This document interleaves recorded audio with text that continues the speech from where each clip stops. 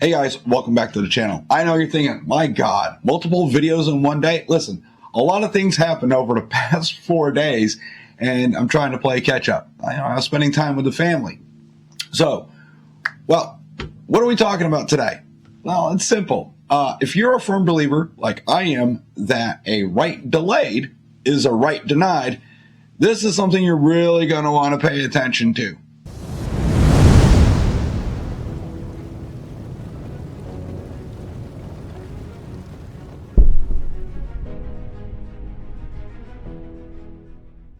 All right, but before I get started, just in case you haven't seen any of the other ones we've done today, hey, we got the Christmas giveaway sitting right there. That's Clay to Claymore. He's a cute little plush Claymore. So if you're interested in winning that, I'll package it up and ship it off to you before Christmas. Between now and December 20th, throw a comment down there, subscribe to the channel, all that good stuff. Let me know you exist. This way I can literally put you into the magic spinning wheel of picking someone. There's also a short out there with the USCCA Day 1 Advent Calendar patch opening. So make sure you catch that short so you can see what patch popped up today. Also, before I forget, down in the description below, obviously, link to the merch store where you can pick up your awesome sweatshirts and all the other merch that's available. It really helps the channel out. And, of course, in the description is going to be a link for voting for the Gundies. As you know, the Gundy Awards opened up today for voting, and this channel, I should say, have been nominated as Micro Influencer of the Year for the Gundies. It's a great honor. There's a lot of friends also out there that are nominated, but you know what? This is all about me wanting to win. I'm not supporting them. I'm just trying to support me, so you support me too. Yes, they are my friends, but hey, dog eat dog, right? Only have one winner, and I hope to God it is this channel. So get down in there after the video and make sure you put a vote in for me. You can vote daily. Thus, I will be putting out reminders every day for you to go vote between now and December 15th.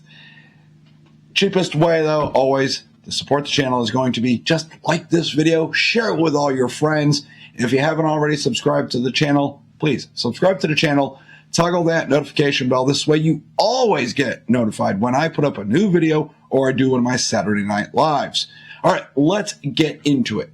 So this is kind of going back to basics. Here in this wonderful state of Connecticut, if for any reason when you apply for your pistol permit, you are denied, or if you use your firearm in self-defense, or you have an AD or an ND or whatever it is, you might have your permit revoked at some point. So how do you fix these things? Well, it's easy. You go to the State of Connecticut Firearms Board. It is a group of 9 individuals that are all appointed by the governor. I don't think there are currently 9. I think there's only 6. Could be wrong. If you know, let me know in the description below. But you go there, and it is like a court case. You need a lawyer. They're going to hear your side. They're going to hear the other side. And you are innocent until proven guilty. Now, we always tell people, like, hey, if you're going this route, it is not quick.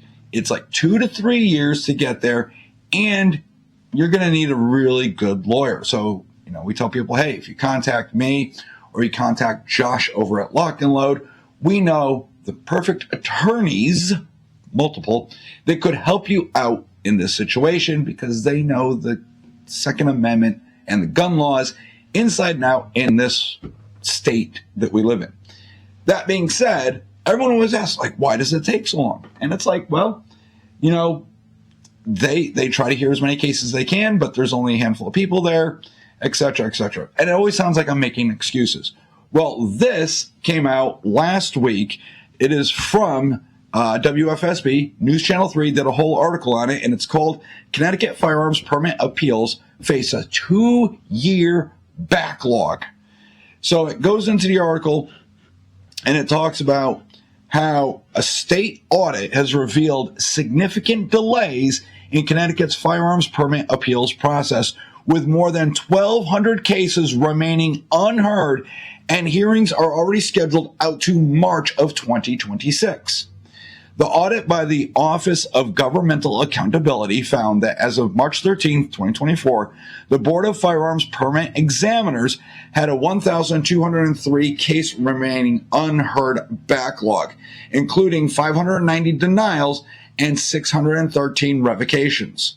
State law requires that the Board of Firearms Permit Examiners to schedule a hearing within 10 days of receiving an appeal and hold a hearing at least every 90 days.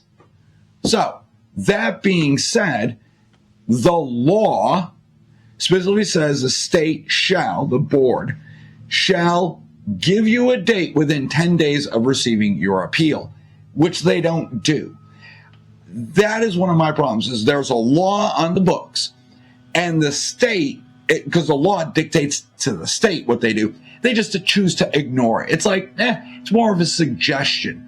Now, any law that the state of Connecticut puts on the books regarding firearms, if you or me decided we're just pretty much going to ignore it, we would not only get arrested, but prosecuted and the book thrown at us by the state, and every other anti-gunner out there would come after us. All kinds of hell would break loose, and they would basically not only ruin your life, but make it a living hell while you went through this process. But when it comes to certain things where the state's got to do stuff, it's a suggestion. Just like state law dictates that once you start the application process for your pistol permit, from start to finish, the state of Connecticut, your town, is supposed to, within 8 weeks, provide you A, a temporary permit, or B, some sort of denial letter. 8 weeks. And we know towns blow through it all the time. We know that New Britain could take up to 9 months. Hartford could take up to 12 months. Meriden takes like 3 months consistently. Southington's 2 months. Some towns that don't even have a police department, you have to go through your resident state trooper, and that's just way up in the air. The quickest I've ever seen is out of Wallingford, where the turnaround was the individual took a class, and 3 days later they had their pistol permit from the state. That is a phenomenal turnaround. Now, some towns are really, really good, and some towns are absolutely horrible at this.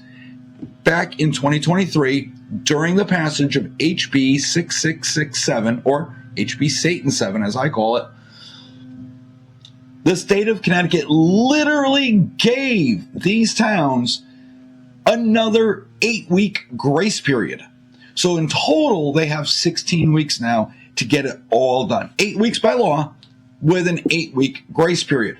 And after the 16 weeks have passed, if you have not gotten your temporary permit or some sort of denial letter, on paper, technically, you have the ability to bypass your local town, go directly to SLFU, sign an affidavit saying that your town couldn't do their job properly, and they would then run you through the system. Everything comes back clean. You would be issued basically like a provisional permit, assuming that your town is going to eventually pass you, etc., etc. Now, that sounds great, but it's all on paper, because as far as I know, nobody has been able to do that. Last I heard, SLFU has no affidavit for you to sign and has no idea how to do any of this. So they passed the law. The law says they need to do these things, and they just don't. It's par for course here in Connecticut. The article also says that the audit noted the Department of Energy Services and Public Safety reports case resolutions an average of 13 days prior to scheduled meetings, sometimes as late as 2 days before. The timing does not leave adequate time for the board to reschedule other hearings. The backlog issue has been reported in the last 8 audit reports covering fiscal year 2001 to 2021, making it a persistent problem. It's nothing new. They've known about this problem since 2001. That's fucking 24 years now. And they still have the same problem. You would think they'd fix it by now. You know why they don't? Because it's a pistol permit or a revocation, and the state of Connecticut just really doesn't give a rat's ass about you and your rights. They don't care. They would rather you not have a gun permit than have one. That's just my 2 cents. You guys down below, let me know what you think. Is the state of Connecticut doing this on purpose? Are they just lazy? Or are they just finding ways to deny you a right without blatantly telling you to your face, no, we don't want you to have guns or a gun permit?